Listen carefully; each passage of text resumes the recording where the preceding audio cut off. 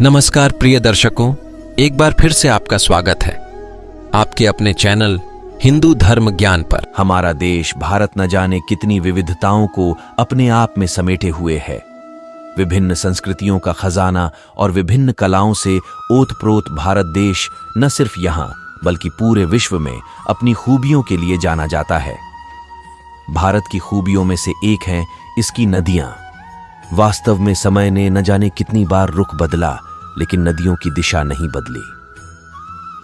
भारत की पवित्र नदियां सदियों से अपने जल से जनमानस को पवित्र करती जा रही हैं और लोगों की आवश्यकताओं की पूर्ति करती जा रही हैं। भारत की ऐसी ही सबसे पवित्र नदियों में से एक है गंगा नदी। शिव की जटाओं से निकलकर हिमालय पर्वत की चोटियों तक गंगा नदी का प्रवाह कुछ अनोखी कहानी प्रस्तुत करता है।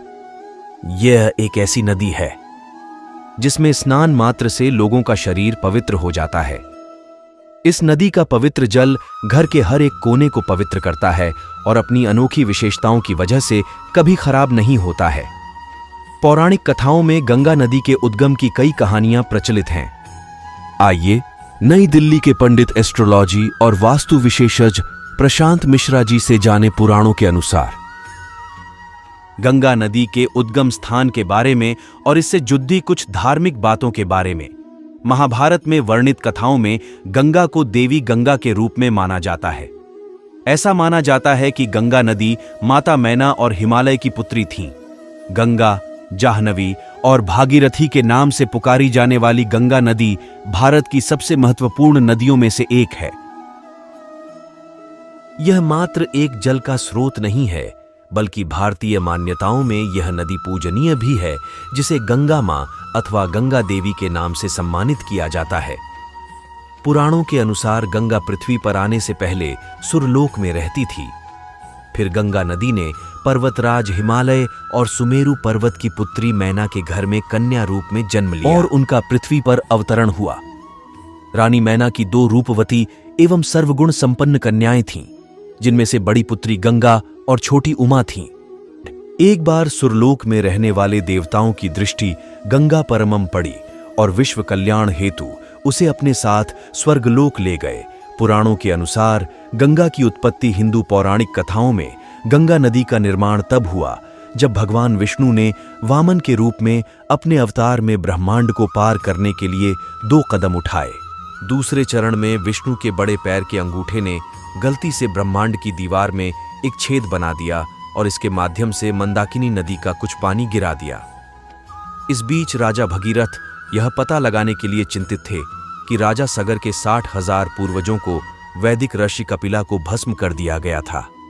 इन पूर्वजों को स्वर्ग की प्राप्ति के लिए भगीरथ ने कपिला से पूछा कि यह कैसे प्राप्त किया जा सकता है। उनकी पवित्रता और उद्धार का एकमात्र मार्ग गंगा का जल ही था। उस समय भगीरथ की धर्मपरायणता से प्रसन्न होकर देवता गंगा को पृथ्वी पर उतारने के लिए सहमत हुए, जहां वह हजारों लोगों को पवित्र कर सकती थी। इस प्रकार गंगा का पृथ्वी पर आगमन हुआ।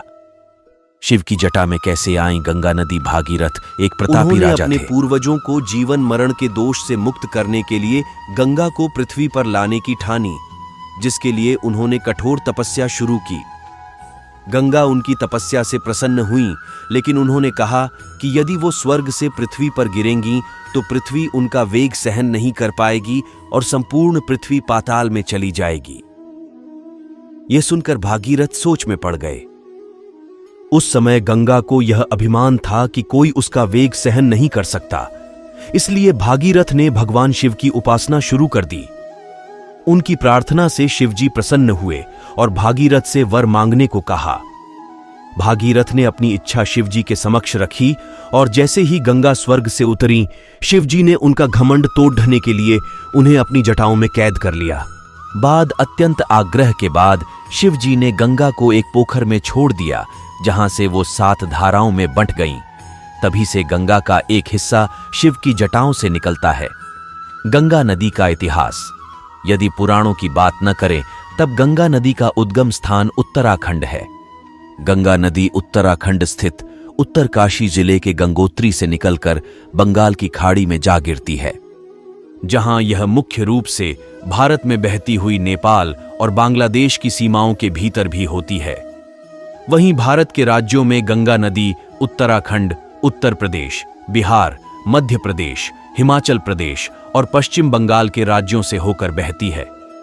सभी नदियों में गंगा नदी सबसे पवित्र मानी जाती है क्योंकि इसका पानी कभी खराब नहीं होता है। साथ ही अन्य सभी नदियों की तुलना में गंगा में ऑक्सीजन का स्तर 25% ज्यादा होता है।